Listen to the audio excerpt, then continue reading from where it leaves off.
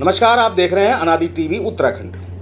पत्रकारिता यदि पक्षकारिता वाला गलत स्वरूप ले ले तो कितने शर्मनाक हालात सामने आ सकते हैं, यह हम आज आपको बताने जा रहे हैं। क्योंकि यह एक ऐसा मामला है जिसमें पत्रकारिता के नाम पर न्यायालय और सरकार के निर्णय को भी लांछित करने जैसी गुस्ताखी कर ली गई है। बात उत्तराखंड की है। यहाँ सन 2016-17 में हुए तथाकथित NH-74 घोटाले में केंद्र सरकार को 200 से 500 करोड़ का नुकसान पहुंचाने का दावा किया गया था।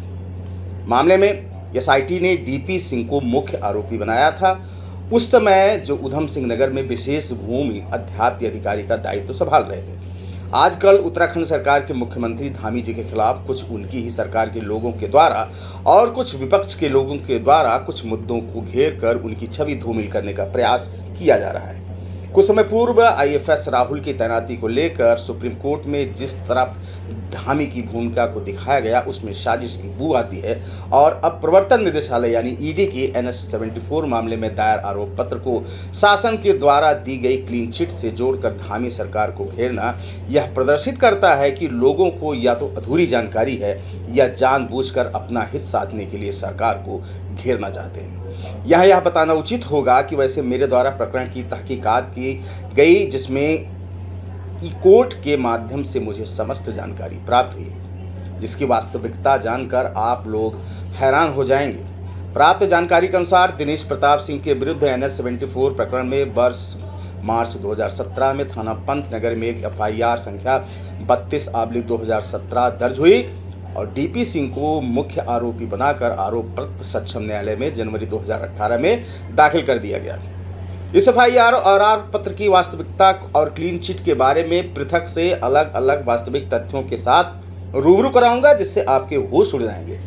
पर आज मैं ED यानी प्रवर्तन निदेशालय की जांच के तथ्य, दिनेश प्रताप सिंह की वास्तविकता, MP MLA 2001 के प्राविधानों और न्यायालय के कुछ निर्णयों से आपको रूबरू कराऊंगा। आजकल जो प्रबुद्ध सोशल मीडिया पर NH-74 प्रकरण में शासन द्वारा DP सिंह को क्लीन चिट दिए जाने के बाद प्रवर्तन निदेशालय द्वारा स्पेशल कोर्ट में दाखिल की गई चार्जशीट के बाद सरकार पर उंगली उठा रहे हैं, उनको बताना चाहूँगा कि ED के देहरादून ऑफिस ने 2018 में NH-74 प्रकरण में ECIR दर्ज कर ली थी और वर्ष 2021 में चार्जशीट दाखिल की, जिस पर स्पेशल कोर्ट ने संज्ञान लेने से मना कर दिया और कहा कि प्रत्येक POC के लिए चार्जशीट प्रोसिक्यूशन कंप्लेन दायर की जाए, जिसके अनुपालन में ED ने वर्ष 2022 में 7 प्रोसिक्यूशन कंप्लेन दायर की, जिस पर कोर्ट के संज्ञान लेने पर DP सिंह हाई कोर्ट गए और अपने रोल के बारे में वकील के माध्यम से बहस कराई, जिसमें कोई ऐसा तथ्य नहीं पाया गया जिससे ऐसा साबित हो कि DP सिंह ने अपने पद का दुरुपयोग किया हो या पार्टी अन्य आरोपित की पिटीशन क्लब होने के कारण पिटीशन को डिसमिस कर दिया गया। आपको यह जानकर हैरानी होगी कि MP MLA 2002 के लागू होने के बाद संपूर्ण भारतवर्ष में वर्ष 2023 से पहले किसी ने भी स्पेशल 45 को क्लियर नहीं किया है और DP सिंह ने एक नहीं सभी आरोप पत्रों में सेशन 45 का टेस्ट पास किया है, जिसमें स्पेशल जज ने कहा कि in the view of forgoing discussion even the test prescribed under section 45 of MP MLA 2002 is applied in the present case. There are reasons for believing that accused is not guilty of such offence. Read point 12 as well. और हाँ, एक प्रकीर्णावाद संख्या 366/2002 में special जज साहब ने आरोप पत्र पर यह कहते हुए संज्ञान नहीं लिया था कि प्रश्नगत वाद में PMLA के अंतर्गत वाद नहीं बनता है। आपको जानकर ताजुब होगा कि उसी को कुछ किसानों के साथ जोड़कर पुनः चार्जशीट दाखिल कर दी गई, जिसमें आज भी DP सिंह के विरुद्ध मनी ट्रेल और प्रोसीड ऑफ क्राइम POC जैसे कोई साक्ष्य नहीं है। PMLA कोर्ट के स्पेशल जज की अदालत ने 1 अप्रैल 2024 को इस मामले में दिनेश प्रताप सिंह के खिलाफ ED द्वारा दायर धन शोधन के मामले की जांच याचिका पर विचार करने से भी इनकार कर दिया था। अदालत ने साफ कहा था कि अभियोजन के परिवाद से किसी आपराधिक गतिविधि के उत्पन्न होने जैसी बात नहीं दिखती है।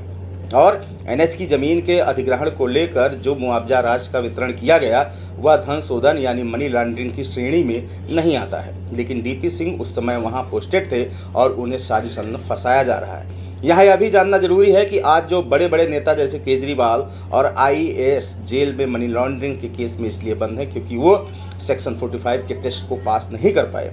पीएमएलए कोर्ट ने स्पेशल जज की अदालत ने 1 अप्रैल 2024 को इस मामले में दिनेश प्रताप सिंह के खिलाफ ईडी द्वारा दायर धन शोधन के मामले में याचिका पर विचार करने से भी इनकार कर दिया था। अदालत ने साफ कहा था कि अभियोजन के परिवाद से किसी आपराधिक गतिविधि के उत्पन्न होने जैसी बात नहीं दिखती है और एनएच की जमीन के अधिग्रहण को लेकर जो मुआवजा राशि का वितरण किया गया था वह धन शोधन यानी मनी लॉन्ड्रिंग की श्रेणी में नहीं आता है। एसआईटी ने मामले में दिनेश प्रताप सिंह को गिरफ्तार बिना साक्ष्यों की किया, परंतु मीडिया ट्रायल की वजह से 1 वर्ष के बाद उन्हें जमानत मिली।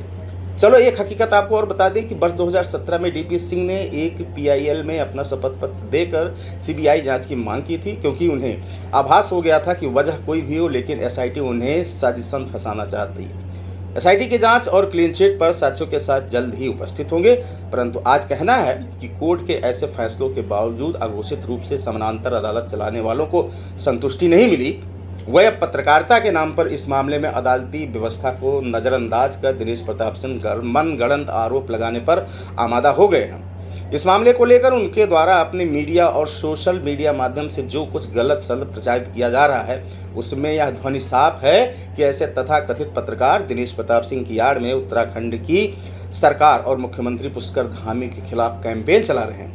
ताज्जुब की बात यह है कि जिन भ्रामक समाचारों में अदालत के निर्णयों की भी परवाह नहीं की जा रही है उन पर अब तक अदालत ने कोई भी कदम नहीं उठाया है और अधिकारी होने के नाते डीपी सिंह शायद साजिश को भली भांति समझते हैं और सही समय का इंतजार कर रहे हैं। चलिए इन पर करोड़ों की मानहानि का दावा नहीं ठोकते हैं। इस तरह से ऐसा गलत काम करने वालों के मंसूबों पर हो या ना हो, लेकिन इससे सच्ची पत्रकारिता की अवधारणा निश्चित ही कमजोर हो रही है। क्या आपको नहीं लगता कि येलो जर्नलिस्ट के ऐसे समर्थकों को सबक सिखाया जाना चाहिए? आप अपनी राय अवश्य दीजिए। फिलहाल हमें इजाजत दीजिए। नमस्कार।